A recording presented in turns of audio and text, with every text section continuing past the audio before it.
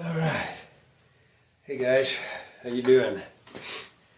You know, there's something about the look and feel of a wooden canoe paddle that you just, I don't know, it's hard to beat. I love the feel of them, I love the look of them, I love the performance. And one of the most rewarding things someone can do who spends time afield either kayaking or canoeing is to build their own paddle from scratch. And we're going to take a little time in the next few days to go through that process. I think you're going to find this to be a unique design. It's very doable and using just basic woodworking tools. So come and join me beyond the campfire as we spend a little time in the next few days actually building a wooden canoe and kayak paddle. All right, what we're going to concentrate on, this project, is actually building a double paddle, a collapsible double paddle that you would use typically in a kayak. But this particular one I use in my canoe, when I go out on my canoe. The process to build a double paddle is virtually exactly identical to building a single paddle like this one. The difference is in the single paddle you're only making one of them and you're putting a kind of a handle on the end of it there. The double paddle takes a little bit longer to do because you're building two pieces that virtually are identical pieces, and you have to kind of create a means to connect them, join them together securely. So that's going to be our project today, and we're going to kind of go through some of the very fundamentals at the very beginning, and then we're going to get started on it here in just a little bit. Okay, let's take a minute and talk about the type of wood that I'm using. I'm actually making this out of what's called select pine. You can use ash, you can use poplar, you can use just about any kind of wood. I use select pine, one, because it's very clean, it's affordable, it has nice straight grain in it, it's very durable, very strong, and it's like I said, it doesn't cost all that much. It's pretty inexpensive. And I start with two pieces, really. This one it's 1 by 3 by 8 feet. Technically, it's a 3/4 by 2.5 by 8 feet, but they designated it 1 by 3. And then I have another piece that's a 1 by 2, 1 by 2, and it's 8 feet long. And the wood itself is very light, and then of course it's very easy to work with. You can plane it down very easily, and like I said, you can get it in most hardware stores. Very affordable. Okay, I tried to match up the wood grain on the two pieces because you're going to be joining some pieces together. And when I find the wood, I look for a piece that is almost perfectly straight. It doesn't have to be, exactly perfect, but you don't want a piece of wood that's got a bow in it, and you don't want a piece that's got that's warped like this. Where one end is like this and the other end is like that. You want it to be nice and flat, and without too much of any kind of a kink or a bow in it or something of that nature. And it needs to be good squared off wood because it's very important because we're going to be joining these together. Okay, let's look at the tools that you're going to need. Basic tools are that you're going to need a drill. It can be a cordless one like this one. You're going to need a jigsaw, something like this. You're going to need a sander, an orbital sander like this. You're going to also need a tape measure. You're going to need a couple of different types of planers. I have a block plane here. This one's probably 45 years old and it works perfectly. This one's a little newer, but it's a little heavier jack plane. It really takes off a lot of wood very quickly. And then this one is really useful. It's called a spar plane. It's kind of like a little draw knife, and it really is handy. If you don't have one of these, I'd recommend you getting one. Also, you're going to want one of these real thin little Japanese pull knife or pull saws that cuts on the pull as opposed to the push. You're also going to need about 5 or 6 of these 2-inch clamps. Probably can get by without a T-square, but it just kind of does come in handy. You're also going to need some drill bits. You're going to need a 1/4 inch drill bit and what is this one? A 5/16 inch drill bit. I prefer the flat ones like this, but you can use just a regular wood drill bits like those as well. Also, something to measure with like this comes in handy. Now let's talk about the overall dimensions of the paddle. From end to end is about a little over 89 inches, about 89.5 inches. Now that overall length is somewhat determined because of the length of the wood that's available, 8-foot lengths. The blades are 5.5 inches wide. They have 1.5 inch pieces joined to the outer edges to give it that width. There is a 6-inch overlap here where they come in like this and they overlap like so, and they're joined here, and that's where you get your strength from. Each piece is about, let's see, 48 inches I think is what it is. And then you have, again, that 6-inch overlap. Now the design of it includes, if you notice, the wood is flat. When you buy it, it's flat. It's not round, it's not like a round tube. So in order to make it comfortable to use, you have to kind of be able to round it off a little bit. And what I've done, you can kind of see here, I've added some extensions or some braces to the flat side on both sides, like so, and they're held in, they're glued together, and then they are reinforced with some wooden dowels to kind of strengthen it up. And then there is an overlap down here at each end, and both sides are the same way. It comes in as an overlap there, and then there's a piece on top here, and then a piece on top here.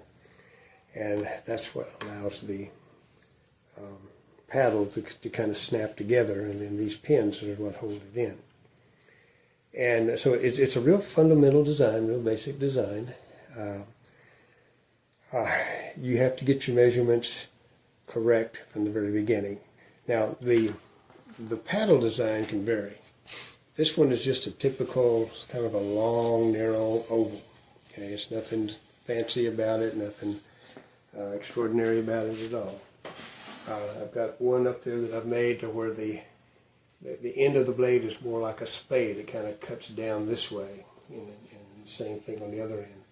Gives it more of a spade look to it. It's just your personal preference, what you want to do. This one works fine the way it is. The blade itself, I think, is about 18 inches long. But I think when you add the extensions on there, that you make them about 20 inches, because you got to be able to cut the shape out of it. And you got to have a little bit of extra down here that you can work with. So that's the basic design of it. We'll get into more detail once we get into actually constructing the paddle. As long as it's really, really close, you're going to be in good shape. Let me fire this thing off.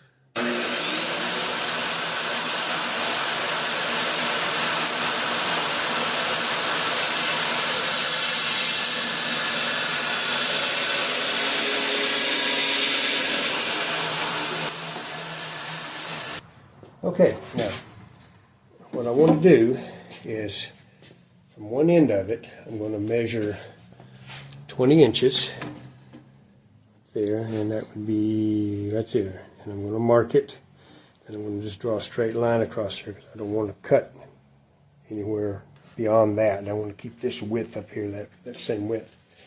But below that, I want to find the middle of the wood. So it's 2.5 inches. So I'm going to measure 1 1/4 and mark it there. I'll mark it in about 3 different places. There's another one, and then there's the other one back there, right about there. And then I'm going to be using my straight edge. I'm going to draw a line right down the center of it, just like so. Same thing over here.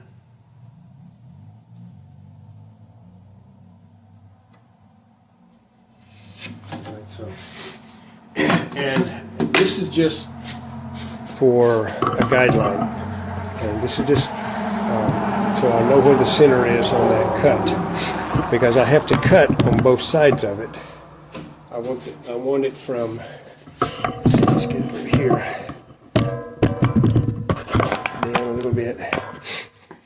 I want from either side of this line, I want it to be like 3/4 of an inch on either side. So it needs to be about 1 1/2 inches in width like that.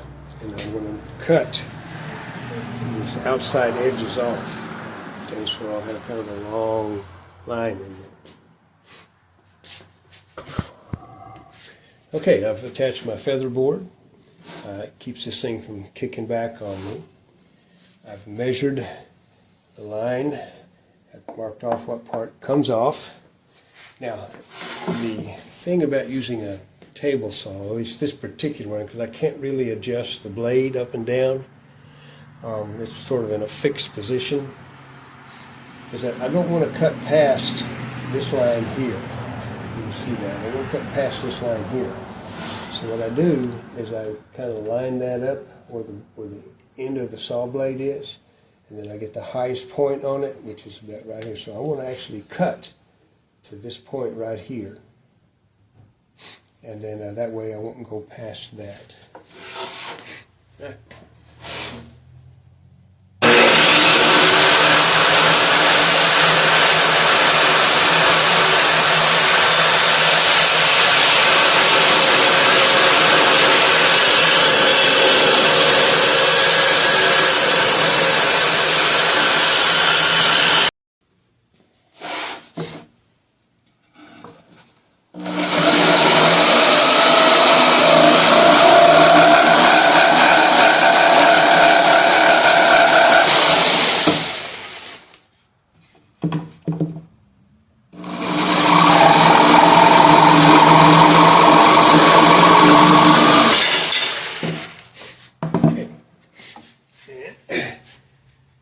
Piece you're going to want to keep, because you're probably going to use that here after a while.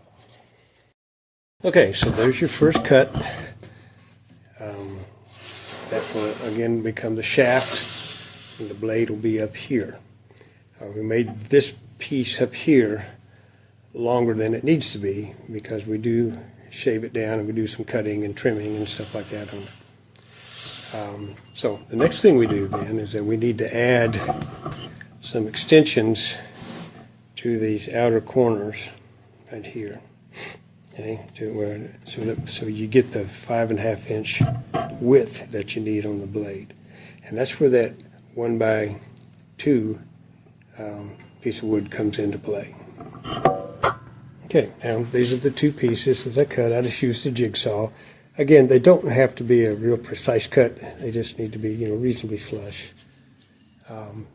And these will be attached then here, so we can see this. These are going to be attached like one here and one here, like so. And they'll be glued together and held in place with my clamp over there. Okay, I don't have them glued up yet. I've just kind of got it positioned, but you kind of get the idea. how this is set up. Got two of the stops here on the outer edge and two on the inner edge. Okay, I use a lot of glue, and I spread it all the way across. I just use your finger, especially on the edges and the ends. And when you squeeze it together, you're going to get some squeeze out, which is fine. That's what you want it to do. You want it to fill in all those gaps. In fact, I don't really think I have enough glue on here just yet. You want it to be look like one solid piece of wood, and if you do it right, that's what it'll look like. You won't even hardly be able to see a seam in it. And I think I need to add a little bit more glue. All right, you can see you got a lot of squeeze out.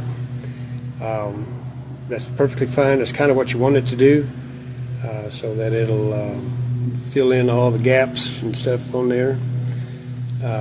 If there's a bit of a ridge on one, on either side or one side, as long as it's not, a quarter inch or something like that, that's perfectly fine. But that's all going to get shaved down anyway, and so it really doesn't hurt it if it kind of, rises up or something like that. So don't get too overly concerned about that. The only thing that you want to do is just make sure that it's, it's not just too big of a gap or something like that on it.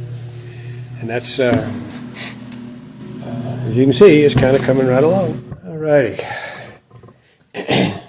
Day 2 now. Now, this thing is set up overnight. See, there's some bleed out and stuff here on it, but that's okay. That's the way it's supposed to go.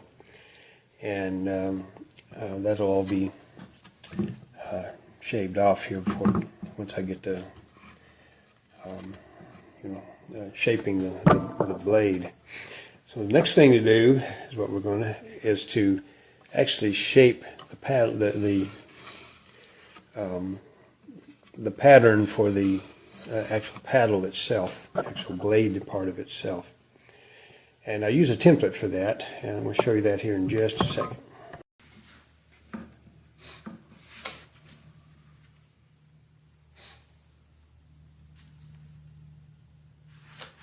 Got to get it lined up so that the curves and everything are the same on each side. Now the template is a little bit wider than the actual boards are, but it's okay. It's not that critical. And take this around like so. And like so. Now in order to get that curve the same, I'm going to flip it.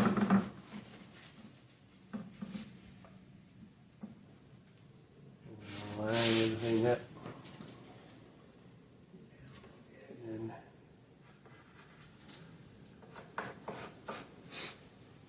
probably needs to go more this way.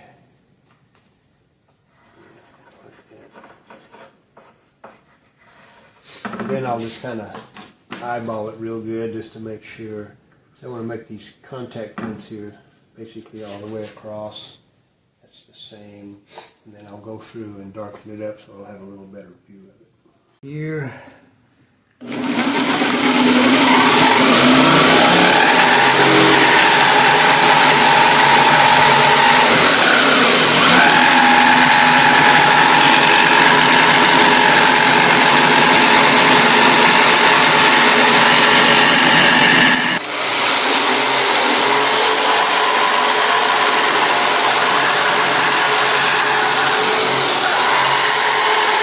Okay, so we've got them both cut out, and they're pretty much identical. I mean, there's a few little differences in them, but not too much. And so the next step then is that we want to start actually shaving down the wood and getting it shaped in the way that we want to. Okay, so when it comes to shaping the blade itself, there's a taper to it. It starts at the butt end of it here, and then it slowly tapers down to a much thinner piece at the end down here. And then the same thing across the middle. It's a little thicker across the middle, and then it tapers to either edge here. And you can kind of see that. I don't know if you can see that very well or not. But that's really important, that you leave enough wood to give it tensile strength, to give it strength. But you want to whittle enough of it down so that it becomes lightweight. You don't want it to be you don't want a real heavy paddle. Okay, before I really start shaving on it, one thing I do is I want to mark a center line. It doesn't have to be exact. I just use my finger as a guide and just sort of eyeball it in there. But I want to mark a center line all the way down. All the way down like so. All the way around on the other side. So I'll have a gauge. I'll have a gauge to go by. I'll do it on the other side and across the top too. But I put a little piece of wood underneath it, a little piece of plywood. I've got the cardboard here to kind of cushion it so it doesn't get gouged. I've placed a little small piece of 2x4 block here to kind of give it some support. I've got a piece of wood underneath this, and then I've got the towel on top of that so that it has something to kind of push down on. And so I'm ready to actually start planing. Now when you set up your plane, you want it to where it's just barely enough blade sticking out. You want it to be a very sharp blade as well. To where it kind of grabs the wood and it just very slightly cuts the wood.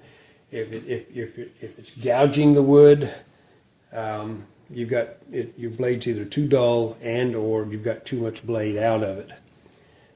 So it takes a little. This one's got a little fine tuning thing on it. So you just want to start on it. At first, it's just a matter of knocking stuff down. Just knocking it down. This takes time. You gotta have some patience.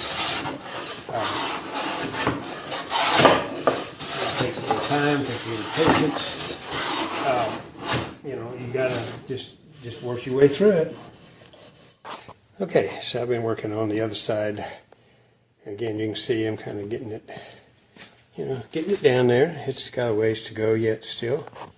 I've got the ridges off of it. Yeah, you can barely see the seams in there.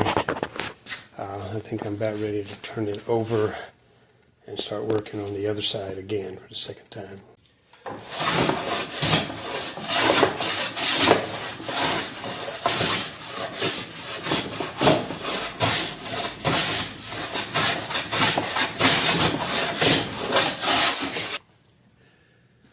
Okay, once you start getting the blade kind of down, it's still got a ways to go. This is when you really need to start feeling for that taper.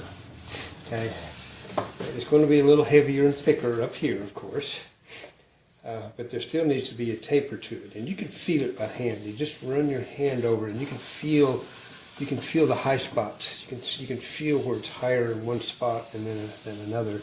And you can actually feel that taper as you run your hands and fingers over it.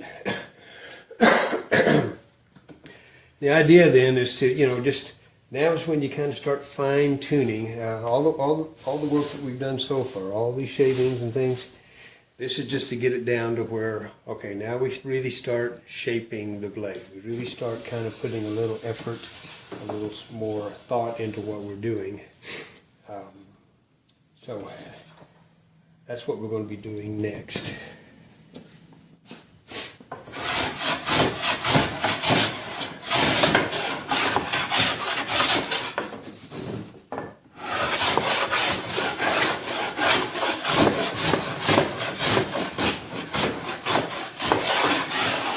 Okay, I'm going to compare the two blades here. You can see they're getting really close. This one you can see is a little thinner right here than this one is. You can tell there's a little bit more that needs to go in there. And there's quite a bit more back here that needs to work on. There needs to be more of a taper in here. But you can see where we're getting there. We're not too far from it. When it comes to that fine tuning, planing, this little block plane really does the trick. This thing is probably at least 45 years old. It's got the same blade in it I had way when I got it. It's a little Stanley one, and it's really done a lot of work for me over the years. But if you just want to do some fine tuning like we're doing right now, see, it's really good. It gives you a little smoother kind of a glide to it, so a small glide. Also, when it gets to fine tuning, sometimes I'll use this spar shaver or spar plane. This is mostly used for the shaft up here, but you can use it like on here where you got, it'll help you find those high spots. Boy, I mean, it just, really does a good job of tightening out those high spots. And if you got these edges right here, you can come along and kind of take that edge down a little bit more, just focus on that edge, and see how nice and clean and cut that makes. Same thing over here.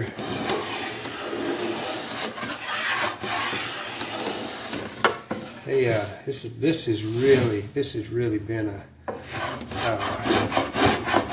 real benefit doing this. If you don't have one, I recommend you get one. Okay, I pretty well got the blade on one half of the paddle shaped the way I want it. There's still a little bit more work to do to it. I'm going to have to, of course, do a lot of sanding on it and everything. A little bit of shaping still on the curves and things like that. But overall, I've got the basic profile of it completed, and the thickness and the width that I want. I think this side's a little thicker than I want, so I'll probably shave that a little bit more. The next thing I need to do on this one is to work the handle part. There's quite a bit of work yet to do on that. It'll have to be kind of narrowed down a little bit. It needs to be about 1.25 inches across, and then I have to add the braces to it like this, and then cut the handle to the notch in it and all that stuff, and then I'll end up rounding it off and everything. So there's quite a bit of work yet to do on this particular one. Let's talk a little bit about how we actually construct the handle and the joint down here where you can connect them together. This is all kind of done in conjunction with each other. Now, the length of the paddle, if you just put them butt end to butt end, is 8 feet long. So each half, like this one, is 48 inches long. Okay, so that makes it 8 feet, 96 inches. I don't want a 96-inch paddle. For me to use it in a canoe, somewhere around 90 inches is about right. If it's 88 or 89 or something like that, that's probably not going to have much effect on me. In a kayak, you probably want to have it maybe a little shorter. You can kind of determine that as you're building it, where you want to go with that. This one I'm going to construct is going to be about 89 to 89.5 inches long. That's kind of what this one is here, this one I model it after. Now if you look at the joint here, okay, you notice that there's a notch cut in it, okay? And this notch is, we use this as a guide, it's that long, and it is exactly 6.5 inches. You can see that, it's exactly 6.5 inches long. And so, in order to construct this notch, and I've got to do several things. One, I've got to cut it pretty much exactly down the middle length of it, and then cut a little angle down on the end of it here so that you pull that piece of wood out. And then I need to do it on both sides. And the other side will look just the opposite of this one, of course. Where'd it go? There he is. It looks like this, of course, and they just sort of slide together like that. That's what holds them together. But I have to also put these braces on here, one on either side, and then a small one here on top, and that's what actually forms the joint.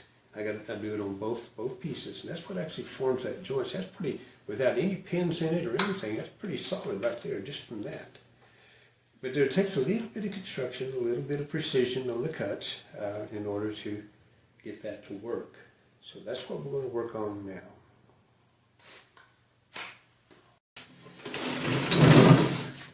Okay, before I do any cutting, okay, I want to make sure I'm cutting it at the best alignment. So I take both pieces, line them up, like so, make sure that the basic shape of the paddle is the same, because I use one as a model. If it's like this and it's off, see, it's not going to ride right. So I want to make sure I get the same side, so, and then set it like this. One cut will be done on this end here at the top, and then this piece will go like this. And you flip it 180, so, and you'll make the same cut on the bottom so that they join up like so. So I've got them lined up. I'm going to take my T-square, and I've got it set to 6.5 inches, and I'm going to butt it up there, center line, and mark it here. That's the 6.5 inch mark. And then I'll do the same thing on the other end, the mirror end of it. Mark it right there. It's a 6.5 inch mark. And then I'll make sure that this is square on there. And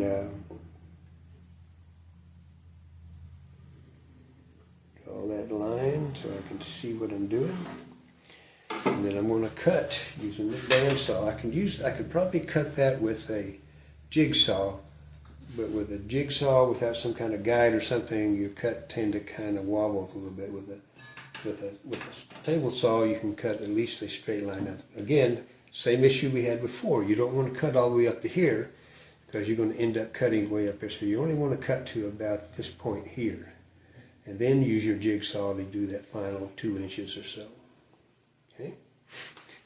Now the piece that we're going to take out is going to be, I always mark the piece that I'm taking out. Okay, I got my guide set up to where I put this on there.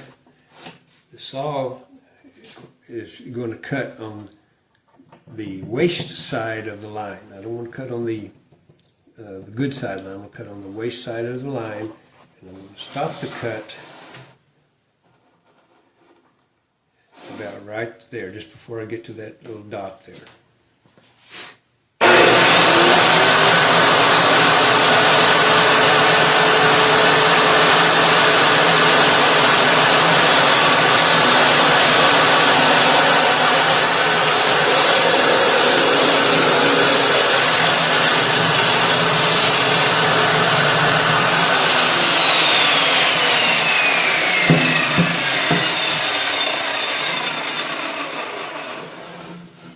And then I'm going to finish the cut with my jigsaw. Go from here and then to there. All right, now looks like I need to do a little bit of trimming. See it enough. A little bit of trimming on this one because this one is nice and flush. This one's got a little bit of a gap in it. So I'm going to trim that down just a hair, just so that I get a nice cleaner. Okay, now the next step, I'm going to take this trim that I had cut off for the board when I was doing all of the cutting the shaft and cutting the handle down here. These become then the braces that are on the other side, and this will be used to help round out the handle. And you put one on each side, and it also becomes part of the fitting, part of the bracket that they fit into. So you want it to extend out over it like that, about a ½ inch or so. And then on the other end, it's going to extend down past, slightly, a little ways into where the paddle actually is there. Just provides a little extra beat. Now, this end you want to keep square. This end you can taper it down with a belt sander or some other thing, whatever way you want to do it. Just this end here, I'm going to taper it down so that it kind of comes to a nice flush fitting down here. And then we'll do that on both sides, and we'll do that for both paddles. And then once we get that done, we can actually start shaping the handles. Okay, we got her on there. I'm using 5 clamps, holding it in place. Of course, one on each end, down here, and one in the middle. And these two spread out and be across there. I'm going to let that set up. I don't worry too much about the squeeze out of the glue here. That's really not much of an issue. We'll let that set up for a little while, and then we'll do the other side, and then we'll just repeat the process for the second half of the paddle, the other half of the paddle. Okay, one of the things that I need to add to this, and you can probably add it now, or you could add it later after you get it kind of whittled down to. I'm going to go ahead and add it now. It's another little brace here that goes right there, okay? And that's so that when you bring in your like this, your other end attaches, it makes a nice little socket for it to sit into. And this one butts up nice and flush with it, so I can go ahead and add it. The other one is a little bit of a ridge there, so I'm going to have to kind of whittle it down a little bit more before I can do it. But that's okay. I don't need to do it right at the moment. So I'm going to go ahead and do that. I'm going to taper this down a little bit first with the sander, and then glue it on there, and then I'll start kind of working on shaping the handle. Okay, I've got it attached, got it glued on and clamped. I'll leave that on there for a little while. I'm going to take a little break, and I've got to run in to get some other things taken care of, and then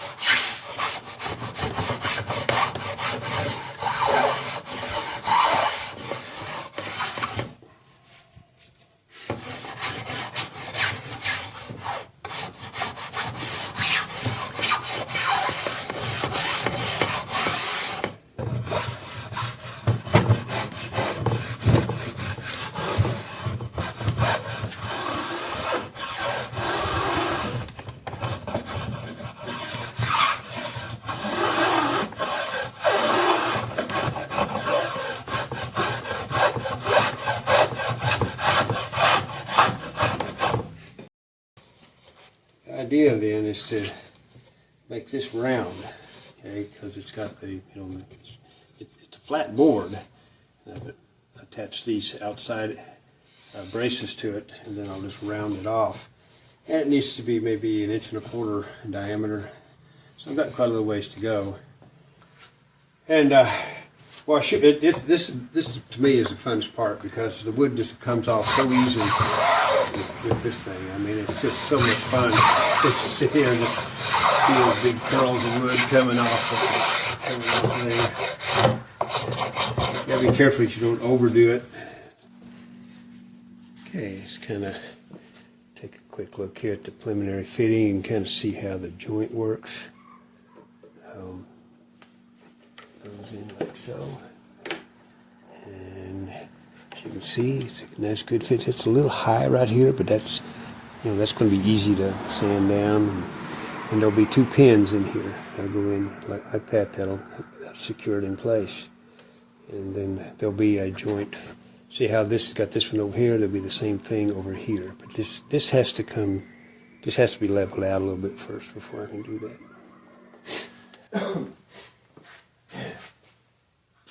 Okay, it's not completely done, but I've got it to where it'll fit together. A little bit more work I need to do on it. See, the balance is just almost perfect. It's a little bit off. This side's just a hair heavier, not by much. And the next thing that I'm going to do is to insert these pins, wooden pins, and these brackets or these braces that I put on there.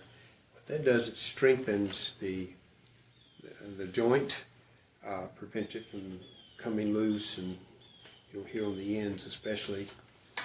And then when I do that, I'll be just about ready to start doing some sanding with it. Okay, now I'm going to put a dowel right about there, and I'm going to put one right about there as well.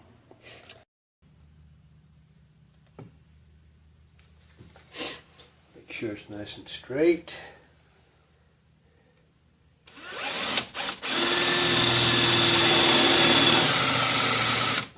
Finger under there.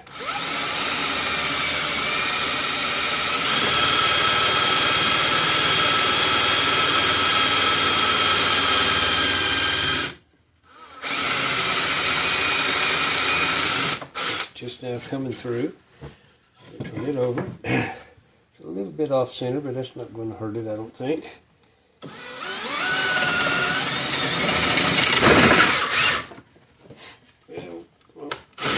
Back it out. My little homemade wooden mallet. And we'll insert that guy. And then happy man, he sticks out the other side. And then we'll take our little saw here after I wipe that excess glue off and cut it flush.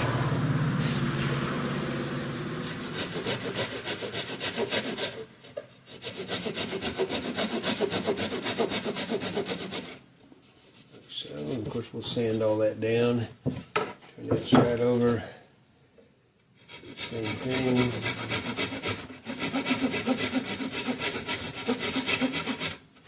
So, now we got that wooden pin in there, and that's going to secure the end of this. And we'll do the same thing up here, like I said, and then we'll put a couple more right in here. Okay, down here where the joint is, you notice I moved this back a little ways from the end of it. The reason I did that is because I need to add one of those, a peg to this one as well. Now I'm not going to use the larger piece. I'm going to use a 1/4 inch peg on this one, a 1/4 inch piece of dowel, and we're going to drill the hole about right there and go all the way through down to the bottom and basically do the same thing. And what that'll do, that'll strengthen that one little joint right there, that one piece. Okay, decided to only put 3 along here. I think that's sufficient. That should be more than enough to keep it nice and strong, keep it from coming apart on me. Yes, I already got that one cut. All right, so that one's done. Okay, before I start sanding, I need to drill the holes for the pins that secure it together. And they're going to go right here, and I have to have it pushed together as tight as it'll go, and then held in place with a clamp like this. Then I'll drill a hole here and one about here, evenly spaced, and hopefully it'll go straight through in a straight line. I'm notorious for not drilling straight lines, but as long as I get it reasonably close, it'll work pretty good. And then that I'll be able to secure it with the pins.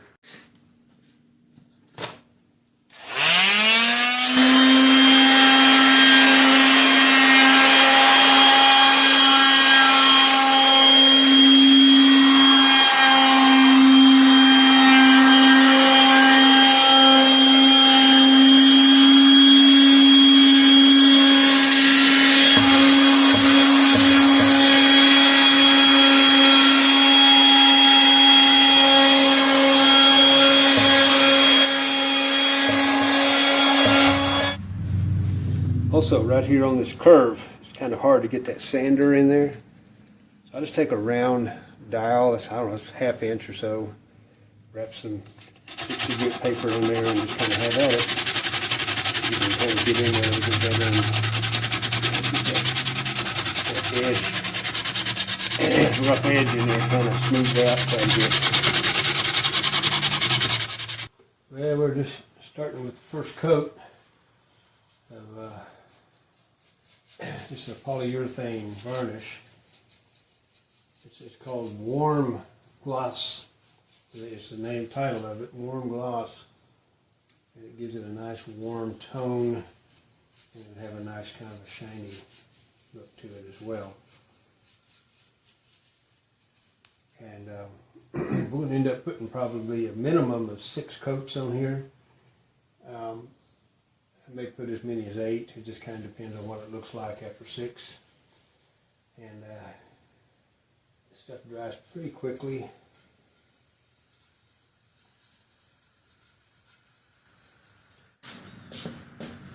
Okay, now what I've used in the past for drip guards actually is pretty simple. I just use a piece of this foam pipe insulation. What you do, you get a sharp knife, and you need to cut about, needs to be about maybe an inch wide, something along that line there, somewhere around there. Sure it's even, and just kind of press down through it, and then kind of make another one. Whoop, go off. Like so. Okay. And then this piece kind of opens up like so. You just wrap it around down here. See, it's a little bit of a gap there. That's okay because it'll squeeze together. And you want to put it maybe somewhere around there. Put it somewhere around there. Say like maybe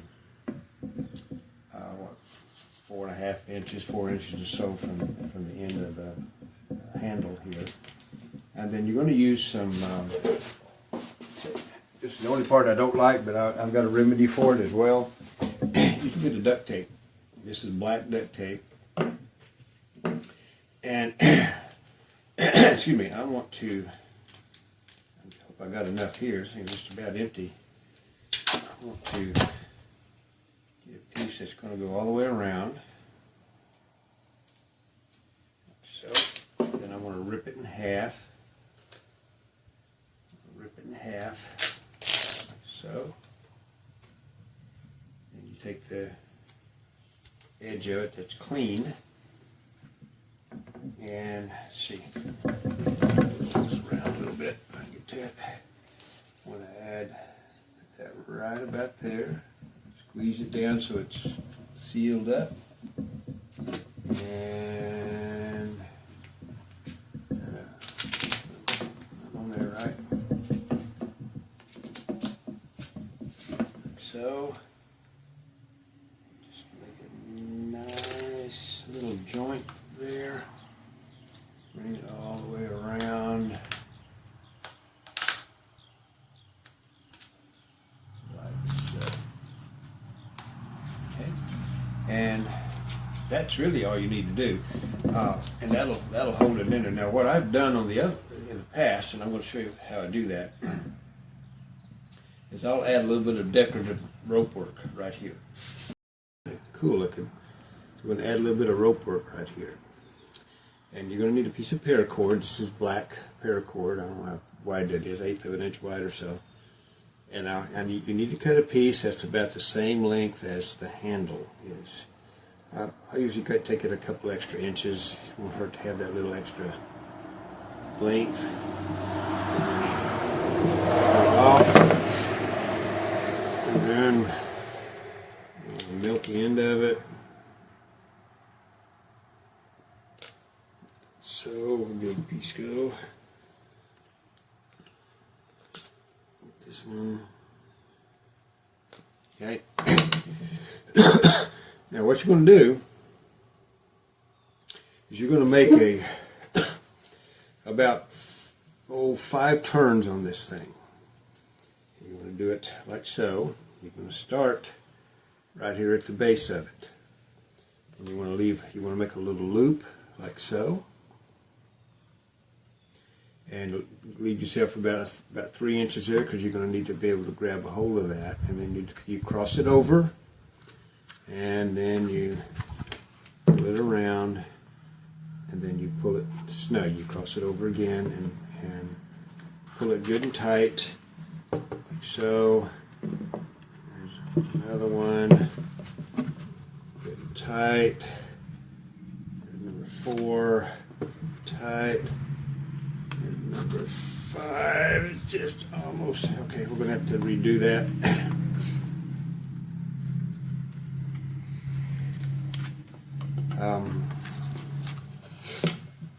Alright, won't need quite as much loop on it. Alright, so we're going to go here. Leave yourself about 2 inches here, and then leave yourself, make your loop here about 2 inches long as well. And then you're just looping it around like so. Pull that up flush. Then you want to pull it pretty snug, and then you want to loop it around. That's the 3rd time. There's the 4th time. That ought to do it right there. See, and then this goes underneath that loop like so.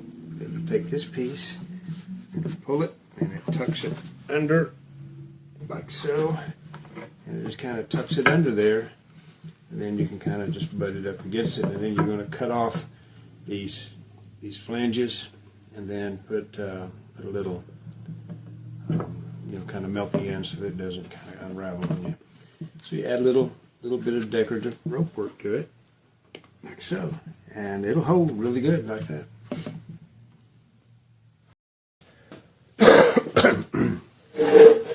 Okay, we're going to do the exact same thing we just did with the drip guard.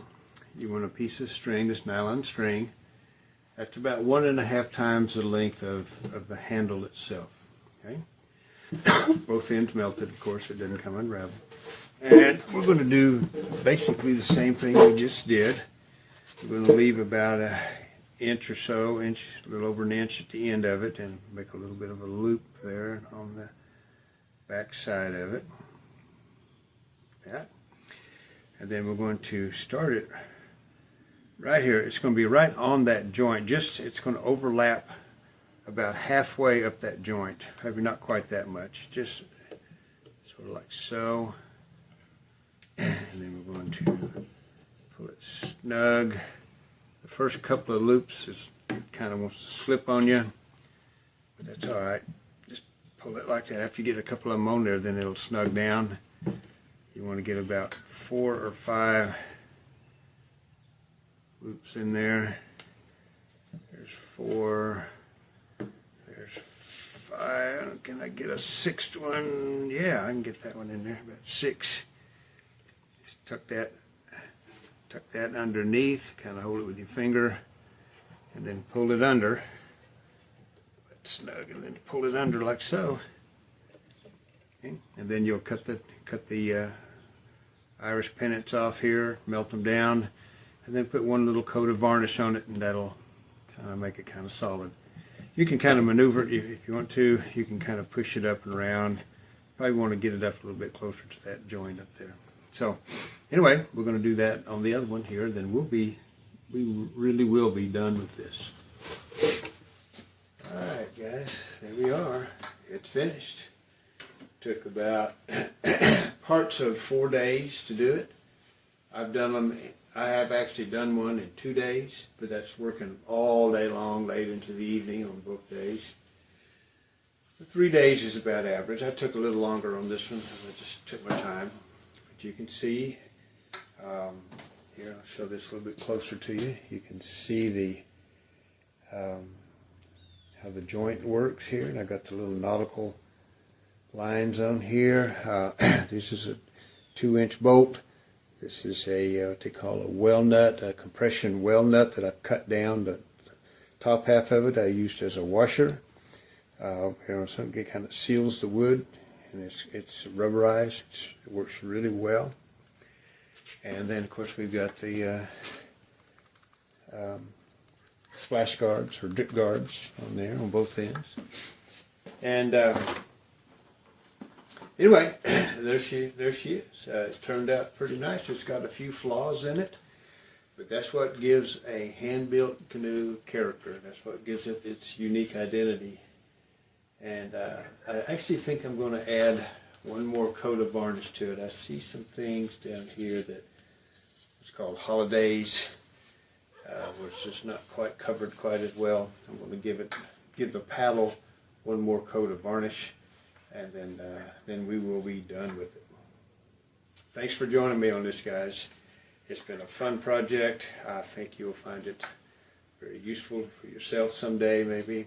And so we'll see you out there beyond the campfire.